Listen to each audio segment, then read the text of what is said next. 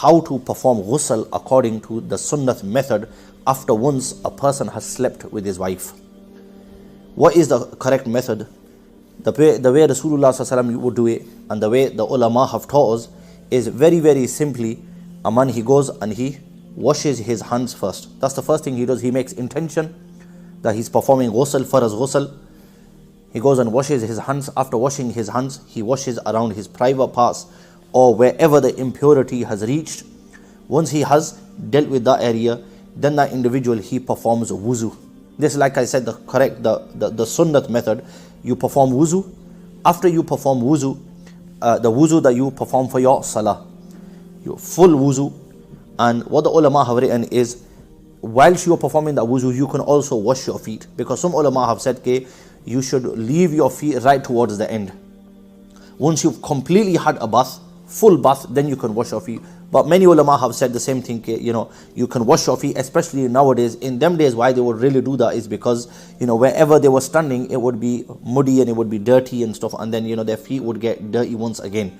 So ulama have written nowadays, obviously, because there's showers, there's a bath, the water's constantly flowing, it's not napak water, therefore you can immediately wash your feet. And then after that, a person, he pours water over his right shoulder 3 times, he pours water over his left shoulder 3 times, he pours water over his head 3 times, and then he pours water over the full body, and he gives the full body a scrub, not missing out an area equivalent to even a hair. Every single hair, every single part of your body, especially those parts sometimes that we might be a bit negligent about, the belly button, between the toes, a person's beard, his ear holes, his nostrils, getting the water up there properly. So once he's performed his wuzu, he puts water on his right 3 times, 3 times on his left, 3 times above his head. You get water. This is a faraz. This is a faraz, an obligation, that you have to make sure that the water, when you put inside your nose, it goes right to your soft bone. That you make sure you give it a good squiggle, put your finger right inside, get the water right inside. If that bone, that soft bone which we call, if that bone is not soaked with the water, the ghusl and your faraz bath is not complete. So you have to make sure that you get the water in there. You have to make sure that you gargle, you put water inside. If you're fasting, if it's Ramadanul Mubarak, you've woken up and you've had a wet dream. Now obviously you can't gargle the water, because the water obviously is going to go down your throat. So what's the best thing to do? The best thing is just to put water inside your mouth and just gargle like we normally gargle for wuzu. So you've got your gargling done, you've got your water inside your nose, and the 3 times is the sunnat. If a person performs it 3 times, put 3 times water inside his mouth, 3 times in his nose, 3 times on his right, 3 times on his left, 3 times above his head, and then he washes his whole entire body. This is the correct and complete way of having a bath after an individual has engaged and slept with his wife. Some of the sunnats and mustahabs, a person should try to use as less water as possible. But that doesn't mean that you leave areas dry. If it means using an extra jug, an extra bucket, an extra 3-4 minutes just to be sure that you have not left anything dry, then that's absolutely permissible and is good. You should be thorough inside your taharat, because like I've mentioned many a times before, your ibadat all depends upon your taharat.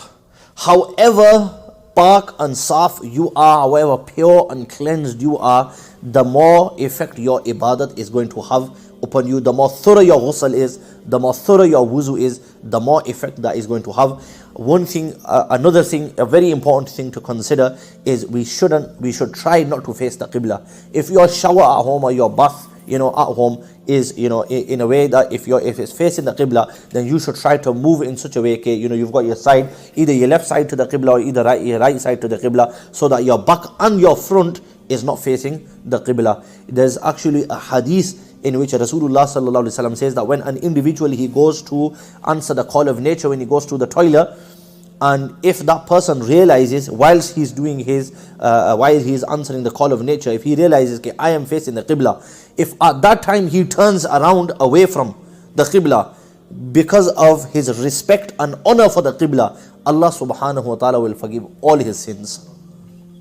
Allah will forgive all of his sins. This is a hadith of Rasulullah sallallahu alaihi wasallam, that if a person he realizes, look, I'm facing the Qibla. So inshallah, I'm not saying definitely, but inshallah, if a person he's in the shower and he realizes, because what's the main purpose? That when you're in the bath, when you're answering the call of nature, the whole point is so that your private parts, both your front and back, is not facing the Qibla. This is your ihtiram and honor and respect for the Qibla. So same thing when a person is an individual, he's in the shower or is in the bath, and he makes sure and he is punctual upon not facing his private parts and his body towards the Qibla, whether it's the back or the front. Inshallah, he will be rewarded, inshallah, and inshallah Allah subhanahu wa ta'ala will forgive his sins. So this is the correct way of having a bath after an individual he slept with his wife.